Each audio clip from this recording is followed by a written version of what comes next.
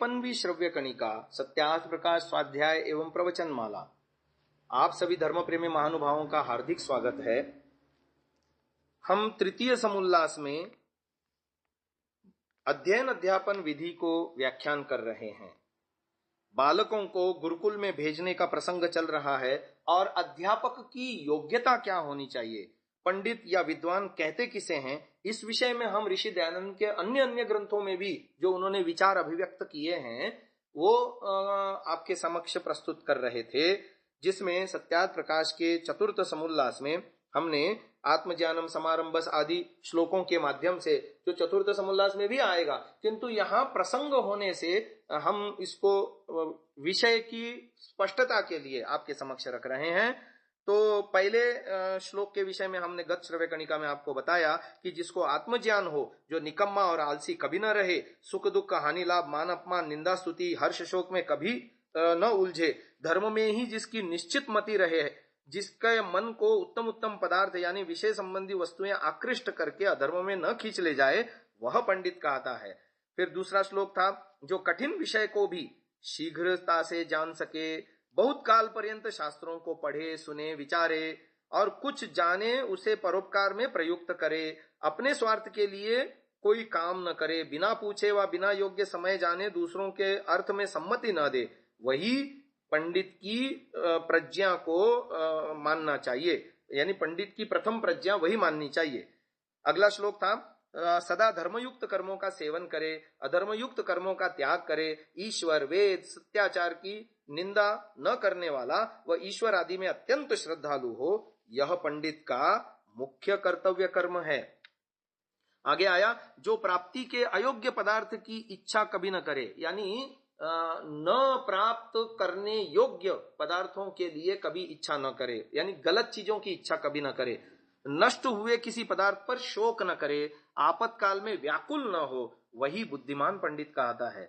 आगे के श्लोक में आया था, जिसकी वाणी सब विद्याओं और प्रश्नोत्तर करने में अति निपुण हो, जो शास्त्रों के प्रकरणों का विचित्र वक्ता हो, यथा योग्य तर्क और स्मृतिमान हो, ग्रंथों के यथार्थ अर्थ का शीघ्र वक्ता हो, वही पंडित कहता है।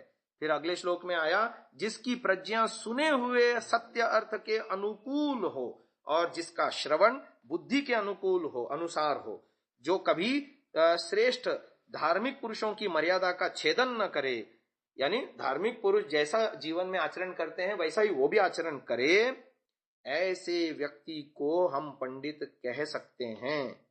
तो अध्यापक के ये गुण कितने उच्च लेवल के हैं। यदि आज की शिक्षा व्यवस्था में हम इन अध्यापकों के गुणों की तुलना आज के शिक्षित अध्यापकों से करते हैं तो हम पाते हैं कि स्तर कितना नीचे गिर चुका है।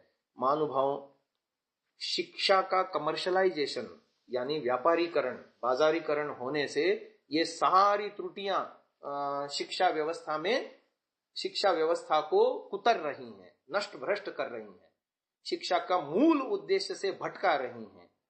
अध्यापक के अंदर ये गुण होने ही चाहिए, अनिवार्यता है। लेकिन आज केवल शिक्षक ही पेशा केवल और केवल धनार्जन का माध्यम मात्र बन करके रह गया है। व्यक्तिगत जीवन का प्रभाव शिष्यों पर पड़े, इसके लिए 1000 में से 1-2 शिक्षक यदि हों तो, क्योंकि वो योग्यता ही नहीं रही। तो महर्षि दयानंद जी की ये बातें कितनी प्रासंगिक हैं और कितना विचार करने योग्य हैं, इससे पता चलता है। आगे बात आता है कि लड़का लड़कियों को गुरुकुल में भेजे। महानुभाव, ऋषि दयानंद की ये जो बात थी, घरों में विद्यार्थी का निर्माण हो ही नहीं सकता। हमारे ऋषि मुनि कितने चतुर और कितने वैज्ञानिक ढंग से सोचने वाले थे। घर में माता पिता लाड़ करते हैं और घर में माता पिता की दिनचर्या व्यवस्थित सुव्यवस्थित कभी हो ही नहीं सकती। दुनिया भर के कार्य होते हैं, दुनिया भर का उनको व्यापार करना होता है, तो उसमें नियमित उठने में, सोने में, पढ़ने में, खाने में, विश्राम में, खेल में, मनोरंजन में कभी नियमितता बन ही नहीं सकती गृहस्थियों की। और विद्यार्थी या संतान की प्रवृत्ति ये होती है, वो देखा देखी सीखता है। आपके केवल कहने मात्र से उसके जीवन पे कोई प्रभाव नहीं पड़ सकता। विद्यार्थी आंखों से 80% सीखता है, जबकि कानों से मात्र 20% सीखता है। ऐसे हमारे गुरुजी विवेकानंद जी कहा करते हैं। तो सीखने की प्रवृत्ति जो है आंखों से यानी देख करके, माता पिता के जीवन में, गुरुजनों के जीवन में जो आचरण होता है वैसा ही शिष्य भी और संतान भी अपने जीवन में संस्कारों को धारण करता है।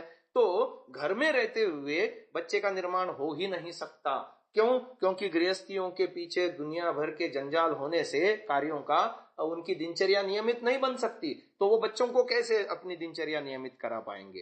तो इसलिए आवासीय शिक्षा व्यवस्था होनी चाहिए और वो भी सह शिक्षा से रहित होनी चाहिए, यानी लड़कों के गुरुकुल अलग होने चाहिए, लड़कियों के गुरुकुल अलग होने चाहिए। गांव से, शहर से, नगर से या बस्ती से जहां लोग रहते हैं उससे 5 कोस दूर होने चाहिए, यानी एकांत में, जंगल में, पहाड़ियों पर एकांत में, जहां सुरम्य वातावरण हो, शांति हो, सिवाय विद्या के और उत्तम गुणों के ग्रहण करने के और कोई वहां पर झमेला न हो किसी भी प्रकार का। तो इस तरह के वातावरण में शिक्षा का और चरित्र निर्माण का काम होना चाहिए।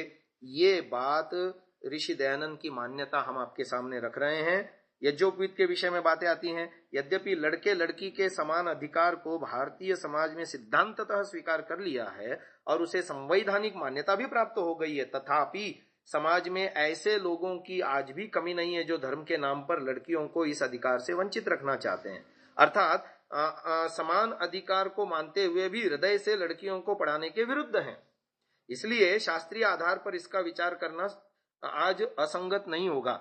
कन्याओं का यथायोग्य संस्कार करके इन शब्दों से यह ऐसा प्रतीत होता है कि ग्रंथकार ने अपने समय में इस बात को प्रकर्षता से अनुभव किया कि लड़कियों को पढ़ाया ही नहीं जाता, लड़कों के समान लड़कियों का भी यज्ञोपवीत कराए और उन्हें पढ़ने के लिए गुरुकुल में भेजे, ऐसा उन्होंने लेख लिखा।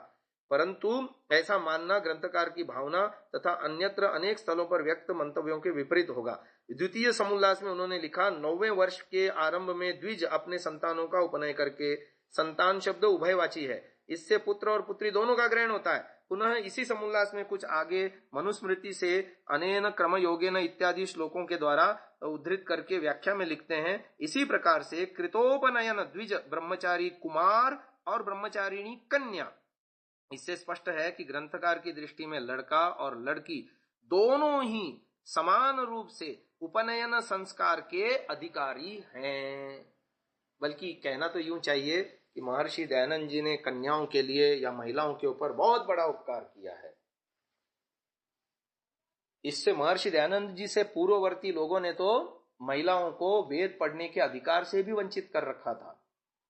पठन पाठन से भी अधिकांश समाज में पठन पाठन की महिलाओं के लिए आवश्यकता ही नकारी गई और पठन पाठन से नितांत दूर रखा गया। परंतु महर्षि दयानंद जी ने वो सारे रास्ते खोल दिए और आज हम देखते हैं उनके उस क्रांतिकारी कदम का, क्रांतिकारी निर्णय का, क्रांतिकारी प्रबोधन का समाज में कितना व्यापक सुप्रभाव हम समाज में देखते हैं। कंधे से कंधा मिला करके महिलाएं आज हर क्षेत्र में पुरुषों की बराबरी, बल्कि उससे भी बढ़ चढ़ करके अपने परिवार, समाज, राष्ट्र और विश्व को देन दे रही हैं। तो ये उसका श्रेय महर्षि दयानंद जी को जाता है महानुभाव।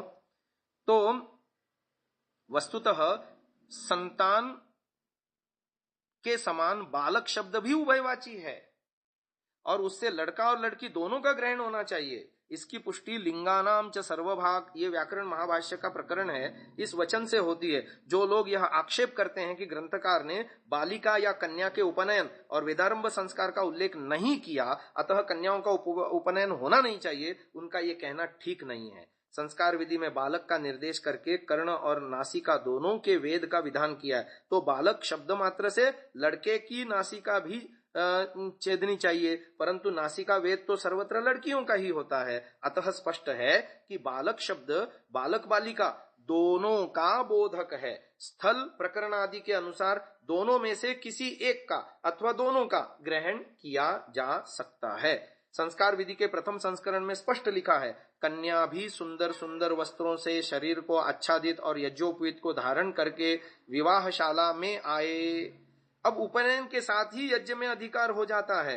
श्रोतादि के में इमं मंत्रम पठनी पठेत, इस आदेश से वह मंत्र भी पढ़ती है। अतः ग्रंथकार को कन्याओं के यज्ञोपवीत तथा वेदारंभ दोनों ही संस्कार अभीष्ट हैं।